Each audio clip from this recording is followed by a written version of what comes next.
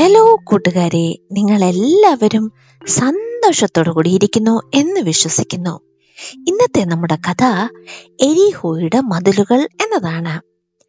എരീഹോയുടെ മതിലുകൾ ഇടിഞ്ഞു വീഴുന്നതിന്റെ കാരണം എന്താണെന്ന് നിങ്ങൾക്കറിയാമോ?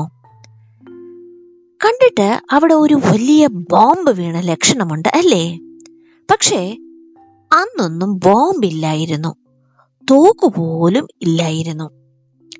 പിന്നെ എങ്ങനെയാണിത് സംഭവിച്ചത്? കൂട്ടുകാരെ, ഇത് യഹോവയാം ദൈവത്തിന്റെ മറ്റൊരു അത്ഭുതമാണ്. ഇതെങ്ങനെ സംഭവിച്ചു എന്ന് നമുക്കൊന്ന് നോക്കിയാലോ? യഹോവയാം ദൈവം യോശുവയോട് ഇങ്ങനെ പറയുന്നു: നീയും നിന്റെ പടയാളികളും പട്ടണത്തിന് ചുറ്റും മാർച്ച് ചെയ്യണം. ദിവസവും ഒരു പ്രാവശ്യം വീതം 6 ദിവസത്തേക്ക് അങ്ങനെ ചെയ്യണം. നിയമപ്പെട്ടകവും എടുക്കണം. 7 പുരോഹിതന്മാർ കാഹളം ഊതിക്കൊണ്ട് അവർക്ക് മുമ്പായി നടക്കണം. 7-ാം ദിവസം നിങ്ങൾ 7 പ്രാവശ്യം പട്ടണത്തെ ചുറ്റണം. എന്നിട്ട് കാഹളം നീട്ടി ഊതണം. ഒപ്പം ഓരോരുത്തരും ഉച്ചത്തിൽ ആർപ്പിടുകയും വേണം. അപ്പോൾ മതിലുകൾ തകർന്നു വീഴും. കൂട്ടുകാരെ, യോശുവയും ജനവും യഹോവ പറയുന്നത് പോലെ തന്നെ ചെയ്തു. അവർ പട്ടണത്തെ ചുറ്റുമ്പോൾ ആരും ഒരക്ഷരം പോലും മിണ്ടുന്നില്ല. അവരുടെ കാലൊച്ചയും കാഹളത്തിന്റെ ശബ്ദവും മാത്രമേ കേൾക്കാനുണ്ടായിരുന്നുള്ളൂ. എരീഹോയിലുള്ള ദൈവജനത്തിന്റെ ശത്രുക്കൾ ശരിക്കും പേടിച്ചു പോയിരിക്കണം. ഒരു ജനാലയിൽ നിങ്ങൾക്ക് ഒരു ചുവന്ന ചരട് തൂങ്ങിക്കിടക്കുന്നത് കാണാൻ പറ്റുന്നില്ലേ? അതാരുടെ വീടാണ്? ശരിയാണ്, രാഹാബ്. രാഹാബ് ഒറ്റുകാർ പറഞ്ഞതുപോലെ തന്നെ ചെയ്തിരിക്കുകയാണ്. അവളും അവളുടെ വീട്ടുകാരും അകത്തിരുന്ന് പുറത്തു നടക്കുന്നതൊക്കെ നോക്കുകയാണ്. കൂട്ടുകാരെ, ഒടുവിൽ 7-ാം ദിവസം വന്നെത്തി. പട്ടണത്തെ 7 പ്രാവശ്യം ചുറ്റിയ ശേഷം പടയാളികൾ കാഹളമൂതുകയും ആർപ്പിടുകയും ചെയ്യുമ്പോൾ മതിലുകൾ തകർന്നു വീഴുന്നു. അപ്പോൾ യോശുവ ഇങ്ങനെ പറയുന്നു: പട്ടണത്തിലുള്ള എല്ലാവരെയും കൊന്നുകളഞ്ഞ പട്ടണം ചുട്ടെരിക്കുക, അതിലുള്ളതെല്ലാം ചുട്ടെരിക്കുക. വെള്ളിയും സ്വർണവും ചെമ്പും ഇരുമ്പും മാത്രം എടുത്ത് യഹോവയുടെ കൂടാരത്തിലേക്ക് കൊടുക്കുക എന്ന്. കൂട്ടുകാരെ, 2 ഒറ്റുകാരോട് യോശുവ ഇങ്ങനെ പറയുന്നു: രാഹാബിന്റെ വീട്ടിലേക്ക് പോയി അവളെയും മുഴു കുടുംബത്തെയും പുറത്തു കൊണ്ടുവരിക.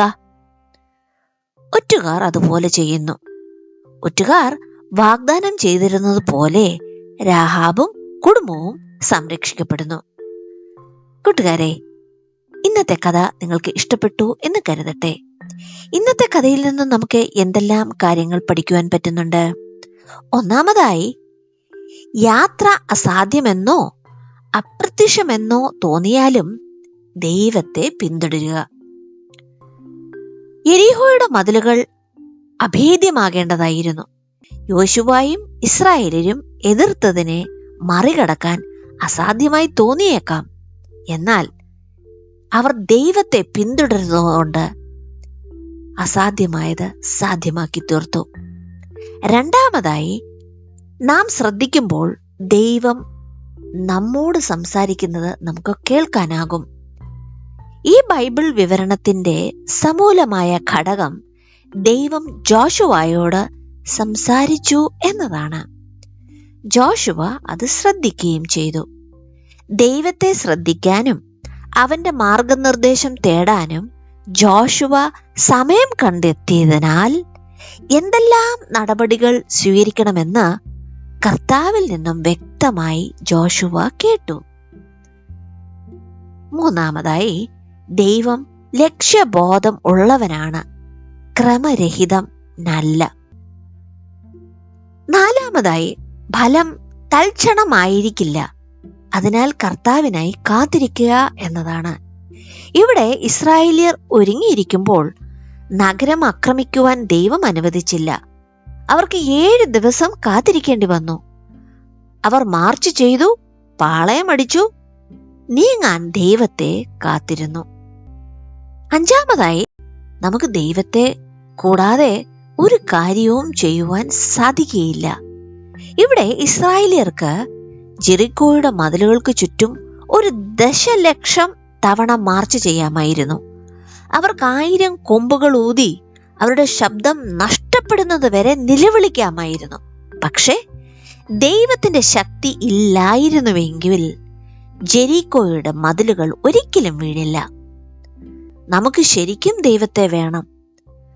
നമ്മുടെ യുദ്ധങ്ങളിൽ വിജയിക്കുവാനും മറ്റുള്ളവരെ സ്നേഹിക്കുവാനും പ്രതിബന്ധനങ്ങളെ തരണം ചെയ്യുവാനും ലോകത്തിൽ ശാശ്വതമായ സ്വാധീനം ചെലുത്തുവാനും നമ്മെ ശക്തരാക്കുവാനും നമുക്ക് ദൈവത്തെ കൂടാതെ പറ്റില്ല കൂട്ടുകാരെ. ആറാമതായി, ദൈവത്തിലുള്ള അനുസരണം പ്രധാനമാണ്. ഇവിടെ ദൈവം ജോഷുവായ്ക്ക് നൽകിയ നിർദ്ദേശങ്ങളെ ഇസ്രായേലിയർ എതിർത്തിരുന്നെങ്കിൽ ജെറിക്കോയുടെ മതിലുകൾ വീഴില്ലായിരുന്നു. ഇസ്രായേലിയരുടെ വാഗ്ദത്ത ദേശം നഷ്ടപ്പെടുകയും അവർ അവിടെ നിന്ന് നിർബന്ധിതരായി പോകേണ്ടിയും വരുമായിരുന്നു. ഏഴാമതും അവസാനവുമായത്, ദൈവം വാഗ്ദത്തം ചെയ്യുന്നത് അവൻ നിറവേറ്റും എന്നതാണ്. ദൈവം ഇസ്രായേലിയർക്ക് ഈ ദേശം വാഗ്ദാനം ചെയ്തിരുന്നു. ദൈവം താൻ വാഗ്ദാനം ചെയ്തത് നിറവേറ്റുന്നു എന്നതിന്റെ മഹത്തായ ഓർമ്മപ്പെടുത്തലാണ് ജെറിക്കോയുടെ മതിലുകളുടെ പതനം. കൂട്ടുകാരെ, ജോഷുവയുടെ പുസ്തകം നമ്മെ ഓർമ്മിപ്പിക്കുന്നു, നിങ്ങളുടെ സാഹചര്യം എന്തു തന്നെ ആയാലും ജെറിക്കോയുടെ വീണുപോയ മതിലുകൾ നമുക്ക് വിശ്വസിക്കാനും പ്രത്യാശ വെക്കാനും കഴിയുന്ന ദൈവത്തിന്റെ ശക്തിയെയും വിശ്വസ്തതയെയുമാണ് ഓർമ്മിപ്പിക്കുന്നത്. ഇന്നത്തെ കഥ നിങ്ങൾക്ക് ഇഷ്ടപ്പെട്ടു എന്ന് കരുതുന്നു. നാളെ നല്ലൊരു കഥയുമായി വരുന്നത് വരെ കൂട്ടുകാർ മിടുമിടുക്കരായിരിക്കണേ. നിങ്ങളുടെ സ്വന്തം Bency aunty. Bye. Take care.